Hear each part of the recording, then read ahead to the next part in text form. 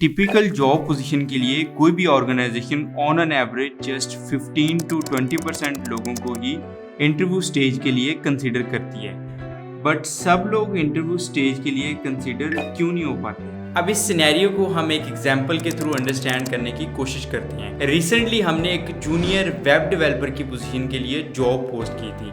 अब आप यहाँ पे जॉब डिस्क्रिप्शन के क्लियरली स्टडी कर सकते हैं, देख सकते हैं। We have clearly mentioned the requirements like basic JavaScript की skills होनी चाहिए, HTML, CSS फंडामेंटल skills हैं। इसके साथ साथ Node.js और कुछ टेक्निकल चीज़ें भी हमने इस जॉब डिस्क्रिप्शन के अंदर ऐड की थी।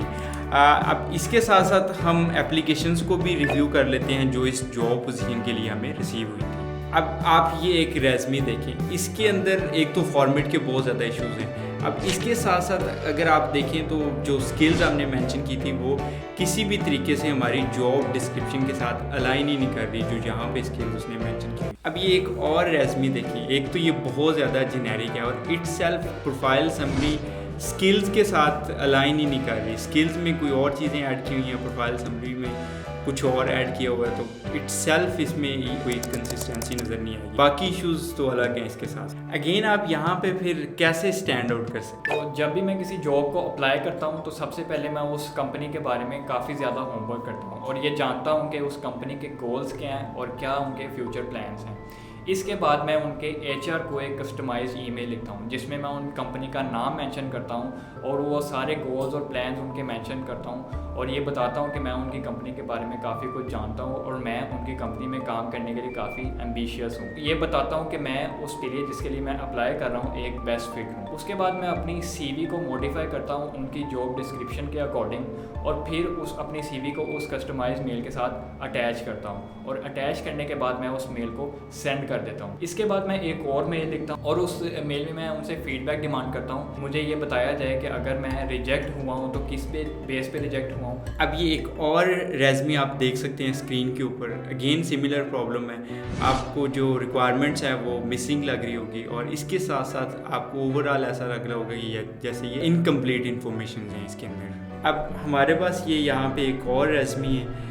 इसके अंदर आपको इतने ज़्यादा कलर्स तो नज़र नहीं आएंगे बट आपको रिक्वायर्ड इन्फॉर्मेशंस मिल जाएंगी, तो somehow we can consider it for next stage. आप स्क्रीन के ऊपर भी इसको देख सकते हैं। इसके अंदर आपको प्रोफाइल समरी में एक मोटिवेशन एंड जर्नी नज़र आती है। प्रोफेशनल एक्सपीरियंस काफ़ी इंटरेस्टिंग है। ओवरऑल स्किल्स जॉब डिस्क्रिप्शन के साथ काफ़ी अलाइन कर रही है। 20वीं सदी के शुरू में ऐसा होता था कि लोग एक हैंड रिटन डॉक्यूमेंट के ऊपर अपनी स्किल्स और क्वालिफिकेशन को मेंशन करते थे और वो पोस्ट कर दिया करते थे। बट जैसे जैसे थिंग्स इवॉल्व होती गई, अब इंटरनेट जैसे 90s के अंदर आ गया था, उसके बाद से लोगों ने अपनी प्रोफाइल समरीज लिखना स्टार्ट कर दी थी।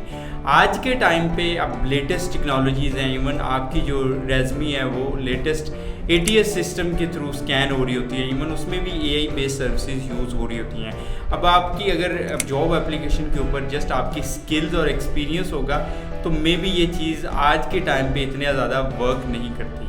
इसके लिए ज़रूरी है कि आपकी लिंक्डइन प्रोफाइल भी किसी भी जॉब एडवर्टाइजमेंट या जॉब डिस्क्रिप्शन के साथ अलाइन कर रही हो। ऐसा ना हो कि आपकी लिंक्डइन प्रोफाइल के ऊपर तो आपने डिफरेंट रोल ऐड किया हुआ है और आप applying for a different role. Hiring managers ना सिर्फ आपकी जॉब एप्लीकेशन को केयरफुली स्टडी करते हैं बल्कि इसके साथ साथ Can I say something?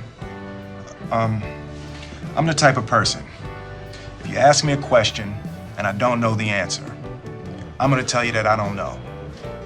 But I bet you what? I know how to find the answer and I will find the answer. और मोटिवेशन को भी देखा जाता है।